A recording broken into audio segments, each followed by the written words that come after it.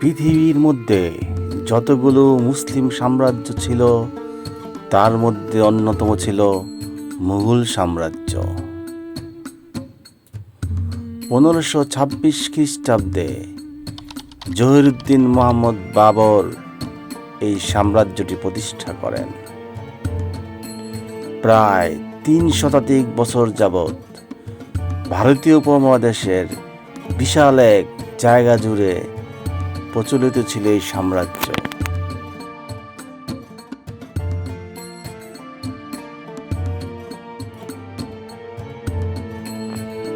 আজ আমরা জানাবো মুঘল সাম্রাজ্যের এমন কিছু ইতিহাস যেগুলো সচরাচর জানানো হয় না।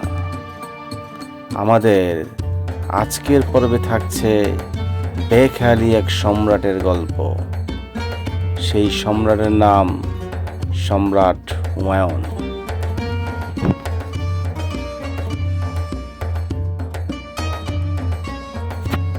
মুঘল সাম্রাজ্যের ইতিহাসে যতগুলো সম্রাট এসেছে তার মধ্যে সবচাইতে মহানুভব এক সম্রাট ছিলেন সম্রাট হুমায়ুন। ইতিহাসের পরতে পরতে রয়েছে তার মানবিকতার গল্প।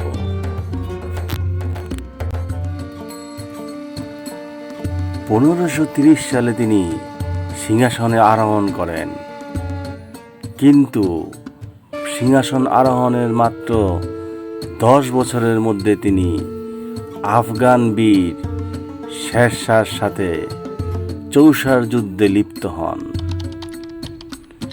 আকস্মিকভাবে সেই যুদ্ধে সম্রাট হুমায়ুন পরাজিত হন এবং দিল্লির সিংহাসন তার হাতছাড়া হয়ে যায়।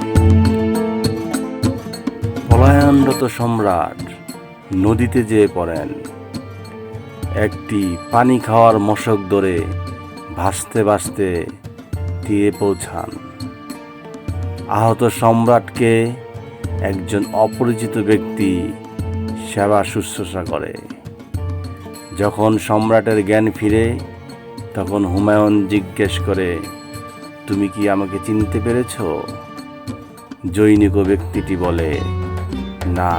তখন হুমায়ুন বলে, আমি দিল্লির সম্রাট হুমায়ুন। আমি যদি কখনো সিংহাসনে ফিরে পাই তবে তোমাকে একদিন দিল্লির সিংহাসনে আমি বসাতে দেব। ঠিক তার 10 বছর পর ইরানের সম্রাটের সহায়তায় সম্রাট হুমায়ুন আবার দিল্লির সিংহাসন ফিরে পান।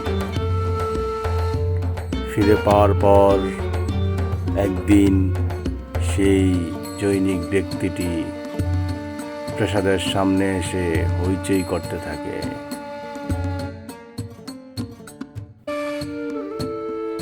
আর বলতে থাকে, আমি সম্রাট হুমায়ুনের সাথে দেখা করতে চাই।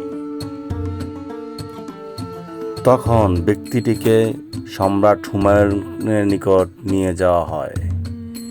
তখন ব্যক্তিটি সম্রাট হুমায়ুনকে তার প্রতিশ্রুতির কথা মনে করিয়ে দেয়। সম্রাট সাথে সাথে তার প্রতিশ্রুতির কথা স্মরণে আসে। তখন সম্রাট সভাসদদের ডেকে বলে, আজকের দিনের জন্য সম্রাট হবে এই ব্যক্তিটি, কারণ তাকে আমি কথা দিয়েছিলাম যদি আমি আবার সিংহাসন অধিষ্ঠিত হই তবে তাকে বসতে দেব। সম্রাটের এমন সিদ্ধান্তে সভাসদরা হকচকিয়ে যায় এবং তার সৎ ভাই কামরান মির্জা রাগান্বিত হয়ে যায়। সম্রাট কি করছে?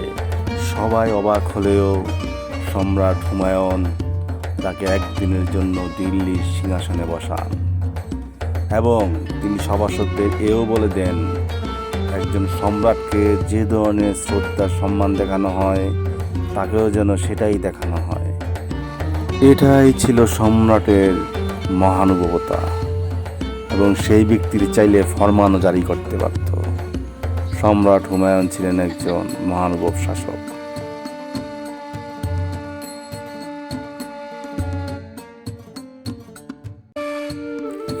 এছাড়াও সম্রাট হুমায়ুন তার সৎ ভাইকে বারবার ক্ষমা করে। তাই ইতিহাসে সম্রাট হুমায়ুন একজন মহানুভব শাসক হিসাবেই অধিষ্ঠিত ছিলেন।